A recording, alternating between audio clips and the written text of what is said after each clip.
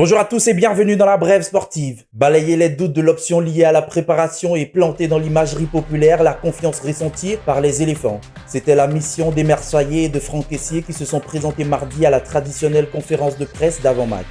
Bonjour à tous.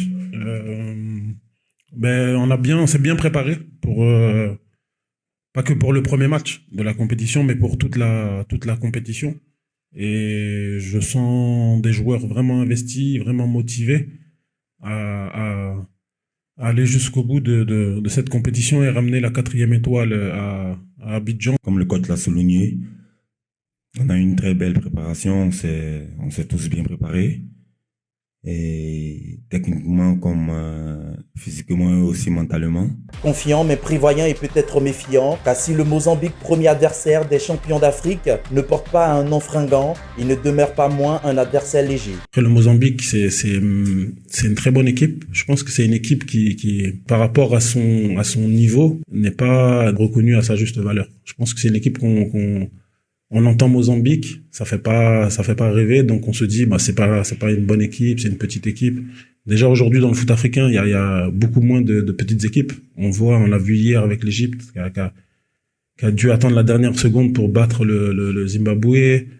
Donc il y a plus forcément de petites équipes. Donc nous en tout cas on s'est préparé pour jouer contre une très très bonne équipe qu'on connaît, qu'on a analysée. Sans vouloir rentrer dans les détails, mais en tout cas on sait quel genre d'adversaire on aura demain.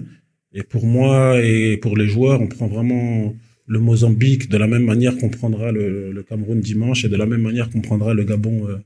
Quoi qu'il en soit, le maître mot de la Côte d'Ivoire, c'est bien la gagne pour entamer la défense de son titre dans des conditions idéales. De retour en sélection, l'attaquant du FC Charlotte doit-il être titularisé face au Mozambique? Les Ivoiriens se prononcent à quelques heures de la première sortie du champion d'Afrique. Lui, forcément, Aimé Faye, c'est un coach qui a la vision. Au fait. Il a appelé Zaha, c'est qu'il voit un potentiel en lui. Il peut nous aider à la CAN du Maroc. Donc pour moi, Zaha, c'est un bon joueur. Il a sa place. Il doit commencer le match même. Il doit pas jouer tout le match. Moi, je ne faut pas l'appeler même. Lui-même, l'année passée, il est à la maison. Il va jouer pour son propre pays. Il dit jamais. Donc, c'est bon, dans le pays des Maghrébins, il va venir jouer au ballon, c'est impossible. C'est fou de nous. Si moi, j'étais fan, il n'y a pas l'appeler. Bon, pour moi, il n'a pas été là pendant la CAN passée. Donc, il pense pas qu'il peut jouer la première mi-temps. Parce qu'il y a des anciens, forcément, qui étaient là avant lui. Donc, on peut laisser la place à la deuxième mi-temps, on va voir sa compétence. Oui, pour ma part, je pense que Faye doit titulariser Wilfried Zaha parce qu'en ce moment, il est en pleine forme et puis avec sa vivacité, il pense qu'il va apporter beaucoup à l'équipe nationale. Donc, c'est parfait, puisque avec l'absence de Haller, tout ça, donc c'est parfait pour Zaha. Et avec ce que les Ivoiriens ont pensé de lui, tout ça, je pense que c'est le moment de le lancer.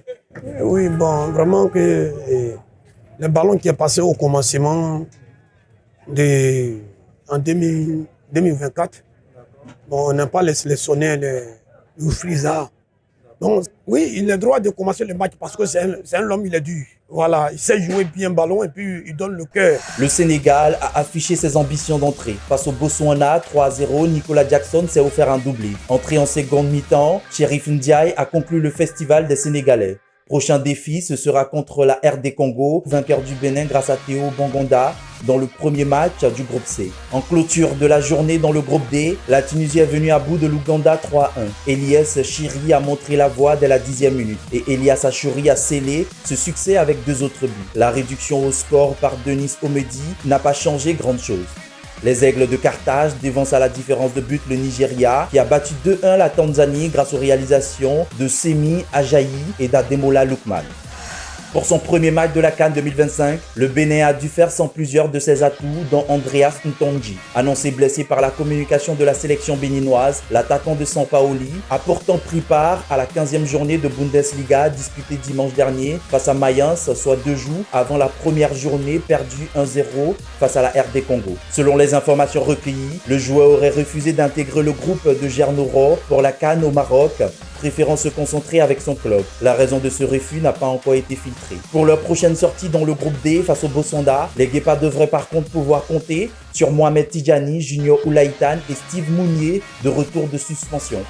8 individus soupçonnés d'avoir participé à un trafic important de vente de billets pour la CAN 2025 ont été interpellés mardi au Maroc. Selon une source policière citée par le site d'information Express, le service de veille informatique a repéré des publications sur les réseaux sociaux proposant la vente de billets à des prix largement supérieurs à la leur en violation de la loi, ce qui a conduit à l'ouverture d'enquêtes.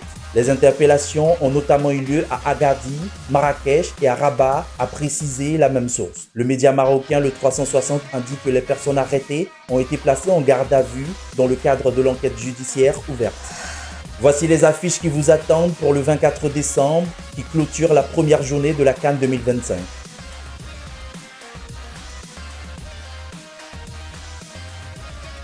Vous êtes artiste et vous cherchez des chorégraphes. Attendez après la CAN parce que Jean-Philippe Crasso et Guéla Doué n'ont rien à envier à Serge Beno ou encore à Zota.